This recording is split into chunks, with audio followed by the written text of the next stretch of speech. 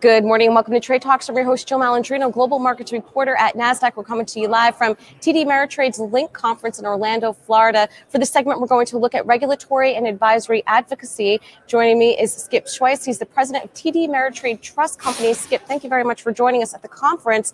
And tell us about the current status of the Department of Labor ruling, what that is, and it seems to be the administration is postponing and going back and forth trying to kill it. So let's get some background on that. Yeah, I'm not sure about intent there in terms of trying to kill it or something, but the original intent of the rule was really aimed at, we have this huge wave of baby boomers now at transitioning out of the workplace into retirement, and thus out of their workplace retirement plan into IRAs rolling over. And the Department of Labor felt they wanted to extend the protections of ERISA in the retirement plan world into IRAs, as well as advice that people get about rolling over. So that was the original intent of the rule.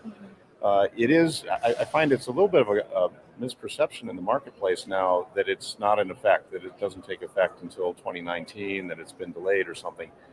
What I term the foundation of the rule took effect in June of 2017, and that is the expansion of the fiduciary umbrella, the DOL's original intent, so that if you're providing advice to a retirement investor for compensation, you are now considered a fiduciary.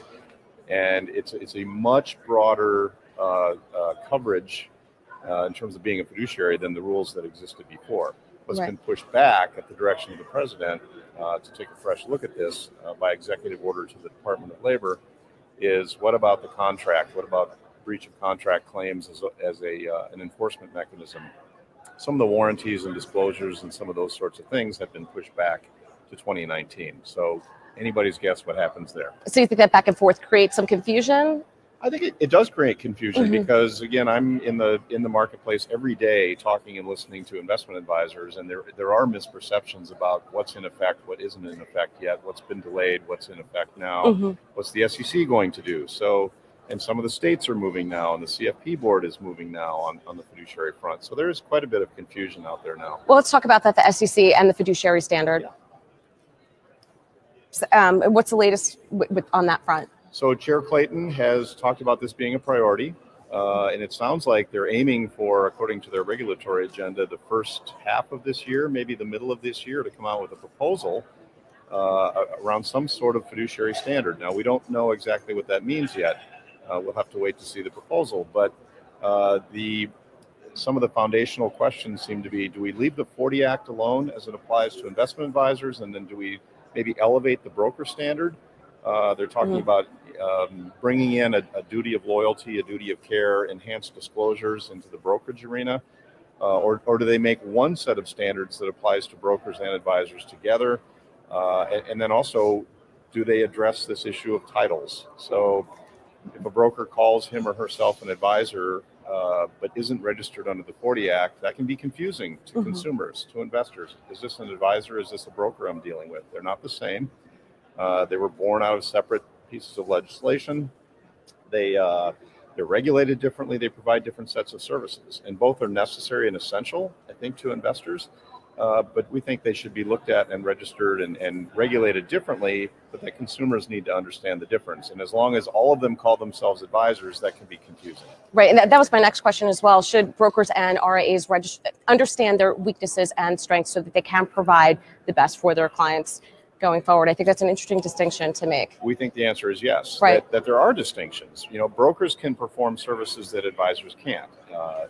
Bringing IPOs, to market, market making, matching buyers and sellers, lots of services that advisors are just not in a position to do.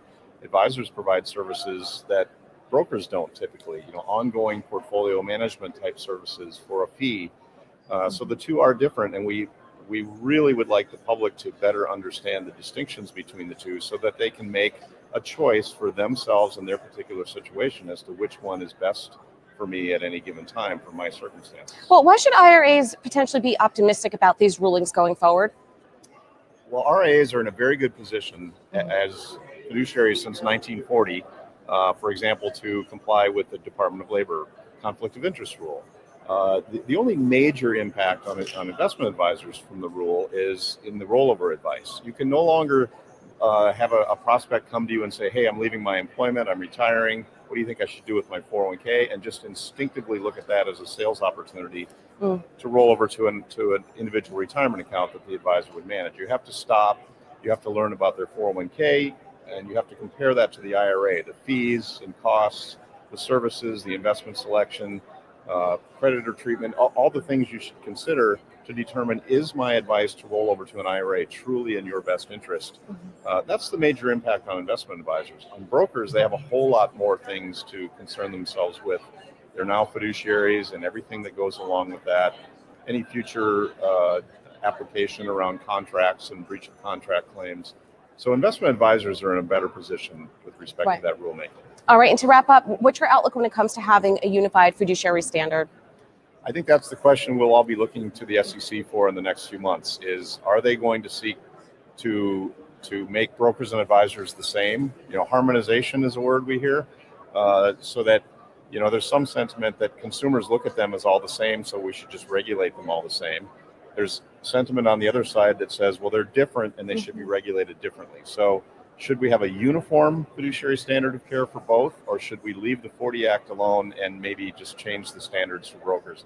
That's, I think, what the Commission is wrestling with right now and what we'll find out in the next few months. It's really interesting. It seems to also extend into market structure and other areas of the business as one size fits all model versus regulating each vertical as its own. Right. Well, it's super interesting. Same concept. All right. Well, thank you very much, Skip, for joining us. Thank you. And thank you for joining me throughout the day at the LINC conference. I'm Jill Malandrino, Global Markets Reporter at Nasdaq.